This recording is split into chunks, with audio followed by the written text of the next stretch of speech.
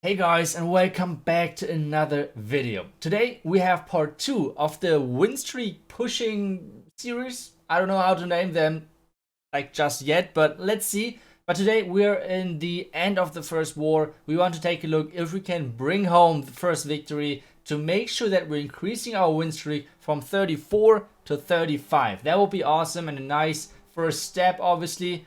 And well, that's kind of the goal for the video. But obviously, I want to share a couple of more attacks with you guys and a quick hint for you because I have started another challenge again, which is basically for me because I want to start again streaming daily. Obviously, they're going to be mainly in German, maybe a couple of times an English stream in there when I'm playing like with the other guys, some Dead by Daylight or things like that. But still, if you want to check it out, it's always in the evening in German time, which means like 8 p.m. CEST. And well, if you want to hang around over there, make sure to go to Twitch and see that over there. And well, guys, if you want to support me directly, use the creator code. If you want to use the creator code and support me, make sure to use code ITSU whenever you're buying anything like in-game, Go Pass, gems, offers, all those good things. Well, make sure that you're using a creator code. If it's me who you guys want to support, use code ITSU. This is the last base, and actually I think we failed already like twice or even 3 times on this one. And it's like one of those ring bases. Those ring bases are typically really annoying to attack. And especially they're kind of risky. And you guys see at the bottom screen as well, Chili's had a 99% on this one. So I would just talk through my plan briefly, and then we like get into the attack right away. First off, we are funneling at the top side, start our queen, let the queen decide which way she wants to go, because the base is kind of symmetrical. And as soon as she has decided where to go, we're starting off with the hybrid at the bottom side, just support the queen, and then a Yeti blimp for the core. This is pretty straightforward, and this is how I normally attack bases in Legend League when it comes down to, for example, Queen Judge Hybrid. And, well, this is the strategy I know the most. But for now, let's double check. Let's double check which clan castle is in there and if it makes sense to lure it. So loons are getting into the range, and it seems like there's the classic clan castle in there, which basically means 3 archers or like 3 goblins or something, then 2 headhunters and a lava hound. This is kind of the classic combination if you want to fill a clan castle at the moment. Normally, it's not the best decision to put those clan castles on the outside because, well, you can easily lure them. That's what I'm about to do. So I have a giant with me. This is what I'm using it like right away to lure up the clan castle, looking good. So I can get started with the queen. I'm taking pretty much a lot of time to place out of this, but hey, we have the time. We never time fail. That's pretty easy to say. Then obviously like the Coco Loon, I'm waiting a little bit with the healers because I'm a little bit scared of my queen or like the healers switching. That would be a little bit bad. We dropped the poison quite late, so we have to use the rage over here. I was hoping for my queen to go onto the headhunters right away, but it's always a bit risky. So the rage overall isn't too bad, to be honest, because with the rage we are making sure that we can get through this hound kinda quickly, so we're catching back on time. Then obviously the minion, we do not have the poison anymore because of the stupid headhunters. And now we have to make sure that we somehow get our queen in there. We have only 1 wallbreaker, so we need to make use of that.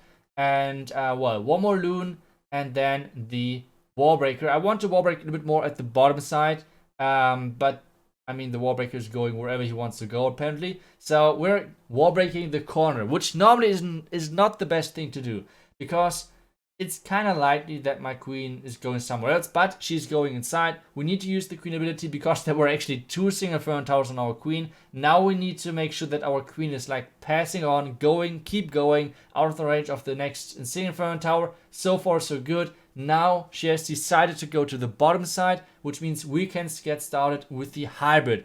Then the Warden, then the Hawk Riders, and the Royal Champion. Everything is set and go, so we can get started with the Yeti blimp because we want to use the Warden ability pretty soon, and we want to use the Warden ability in combination with the blimp to make sure that the blimp is actually reaching the town hall.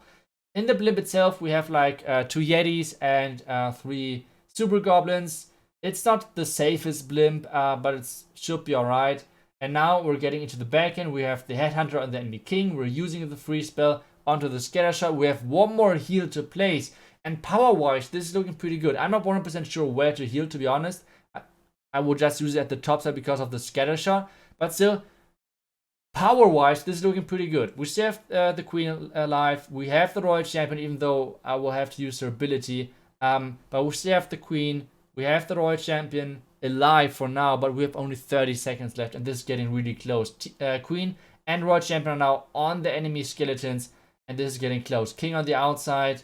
Queen is trying to get into the back end. She won't be able to break out of the wall just in time, so we have to rely on our royal champion and the mines, etc. But this should be enough, and this is the perfect war for us in this freaking clan war. So GG's to Elite Warriors. Yeah, this looks pretty much like the first win in our books, with like starting off the series again. So far so good. Great war. So let's take a look at the result, because there's only 1 hour left and we just jump over there. And yeah, here we are. Here we are. The end of the war, 30-20. Nothing really happened anymore. We had 7 swag attacks, and well, they didn't use all of their attacks because I guess they gave up. And well, this was a pretty clean war, except a couple of attacks. But I wanted to talk one more time about one specific topic, which I would like to highlight a little bit more, because I feel like this is something which a lot of people still do not understand, and I want to highlight this a little bit more.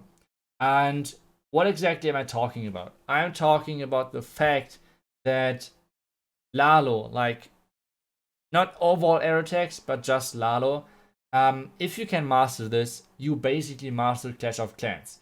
Why exactly is that the case? The reason for this is actually kind of simple. The reason for this is that if you do, it doesn't really matter which attack, like Hybrid, Yeti Smash, E-Drax, whichever attack you go for, you can basically always get screwed by traps. So for example, if you're doing an E-Drag attack and you have 3 air skeletons against you, that's kind of rough. But at the same time, if you're doing Hybrid and you have all of the spring traps against your Hybrid, you have no chance of countering that. With the good Warden ability, no chance. With the good Freeze, with the good heal, I don't know, everything, no freaking chance.